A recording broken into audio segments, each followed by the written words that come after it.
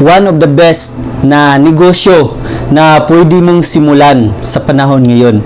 Itong negosyo na kung saan hindi lang siya pang short term, kundi pang lifetime, na kung saan pwede nyo po maipamana sa mga anak ninyo or sa mga apo ninyo. Ang negosyong ito ay talagang patok na patok, lalo na sa Pilipinas, dahil ito ay pinaka basic needs sa lahat. Okay?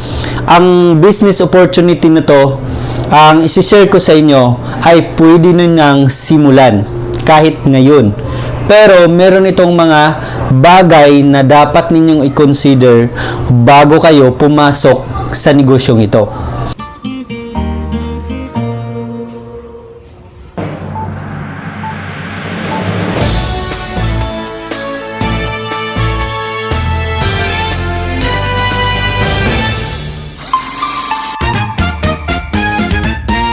Ito ay ang rice milling business.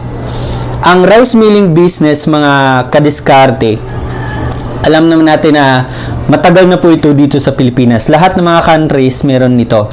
Lalo na sa Vietnam, Indonesia, Thailand, Malaysia, at Singapore, Korea, Japan, China, or any part of the world. Okay, any countries, mapa Europe, USA. So, rice milling is very important and a big business. Okay.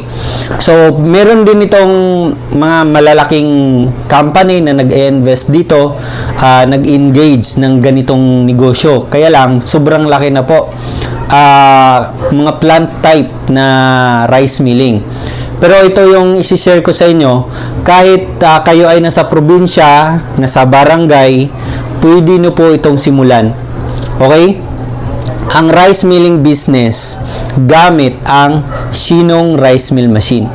Alam niyo ba, ang Shinong Rice Mill Machine ay talagang pinaka-best na machine na nakikita ko dito sa Pilipinas. Alam niyo ba kung bakit? Bakit sinasabi ko itong the best?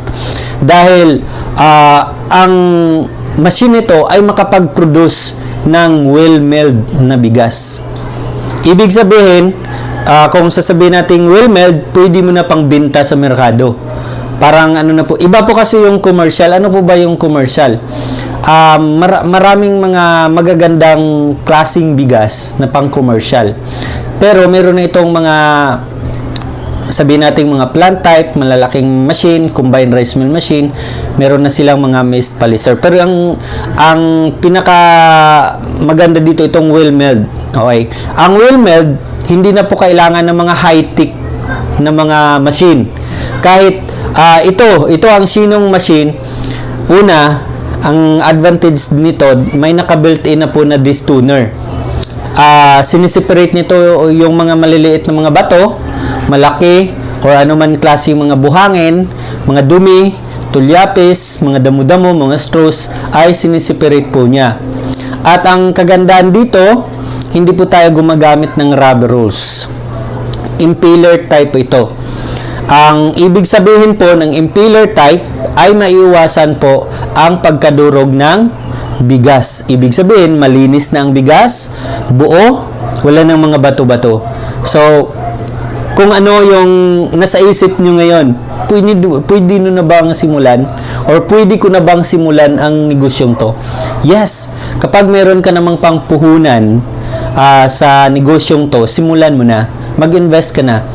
Pwede rin ito sa mga nagbabalak, magba-buy and sell ng palay, and then negosyo nila, bigas na, di ba? Mas malaki yung profit margin natin dito kapag nagba-buy and sell kayo ng palay. Ano pa po yung mga opportunities dito? Siyempre, kung meron ka ng rice milling, pwede ka na magnegosyo ng bigasan. Pwede ka na magnegosyo ng mga feeds, di ba? Ano bang mga feeds na pwede dito? Tulad ng darak, di ba? Binlid, mga ipa. Pwede po natin maibinta yan. So, walang sayang, walang lugi. Ano lang po dito, ang kailangan lang po natin i-consider dito, siyempre, habang nag-ooperate yung machine, kailangan po natin maintenance tulad ng mga consumable spare parts. Nauubos po talaga yung mga consumable spare parts. Merong nagsasabi na yes, magastos. Totoo po, magastos po talaga. Wala namang negosyo na walang puhunan. Lahat ng negosyo ay po mayroong puhunan. Maliban sa bumili kayo ng machine, syempre palulos din dito sa mga consumable spare parts. Dapat meron kayong panggalaw para tuloy-tuloy yung operation ng machine. So, bibili kayo ng mga consumable spare parts. Magastos ba? Sa totoo lang po, ang rice milling, magastos po talaga. Pero mas magastos kung gamit nyo po ay di crudo. Dahil nagtataasan yung mga gasolina at crudo sa panahon ngayon. Ang Shinong rice mill machine kasi, hindi po tayo gumagamit ng crudo. Maliban na kung generator ang gamit ninyo. May naka-built-in na po na electric motor sa machine na ito. Ayan ho. Matipid po siya sa kuryente. Hindi po siya aabot ng 3 kilowatts lahat ang makonsume ng machine na to. Sa set C, itong SN300C na model. Isang Shinong rice mill machine, meron na pong kasamang palay pre-cleaner with built-in elevator na made in South Korea. Napakaganda po. Nagde-deliver po ang VSC Agricultural Machineries, Luzon, Visayas at Mindanao. Kahit saan po kayo sa Mindanao, Visayas or Luzon, kami po ay magde-deliver at mag-i-install sa inyo. Alright? Meron po tayong technician na pupunta para mag-install, mag-demo at mag-conduct ng training. Libre na po yung installation. Meron nga lang delivery fee. Kahit hindi tawid dagat, mapaluzon man, meron pa po charge sa door-to-door delivery. Luzon, Visayas, and Mindanao. Ang Visayas and Mindanao, 15 to 20 days ang delivery time natin. Kapag Luzon area naman, tawid dagat Luzon area is 5 to 7 days ang delivery time. At ang Luzon area na hindi tawid dagat ay 2 to 3 days lang po. Deliver namin agad. So, kailangan nyo lang po i-prepare. Dapat po, ang kuryente ninyo, hindi po bumababa sa 220 volts. Or else, kung bumababa po sa 220 volts, kailangan nyo na po magpa-install ng 15 kVA na transformer. Single phase lang. Pero kung hindi naman bumababa sa 220 volts, so, hindi na kailangan ng transformer. Kailangan nyo lang pa-install ng 60 amperes na switch breaker, size 10 na wire, at dalawang saksakan na universal outlet na at least 16 kVA or 16 amperes or 20 amperes na universal outlet. Yun lang po ang kailangan ninyo. So, message na po ako.